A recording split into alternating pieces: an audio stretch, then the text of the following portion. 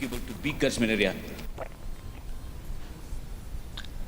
Myntri Rangbah ke Jylla Konrad ke Sangma ula penbena ya ke jing temu ban Tehlakam ya ke Jingiakop Khwai Dohkha ha ka baya dei bat ke jing na ke Jingduna Dohkha ha ke Jylla ha ka dorbar UMLA ke UDP uba lakamen remboi ula penpau ba kinong penya ya kini ke Jingiakop kila shalan na bar Jylla hadu lai spa 1000 kilo ki Dohkha na ka benta san spa teli ke Jingiakop usang ma ula penskem baka Jylla kamat ya kijing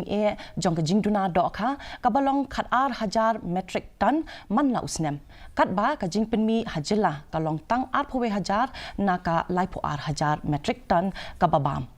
kani ka jing Tehlakam ka themu ban penbet ya ka jing bambiang bat man pentikna ban penne ya ki Jingdon kam ya ki Dohkha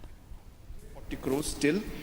there for people to tap into. So yes, sir, the suggestion given by the honourable member will also help in increasing the revenue of the farmers. I will definitely take note of this, and we will encourage that even for future competitions that the fish can be bought from the local farmers.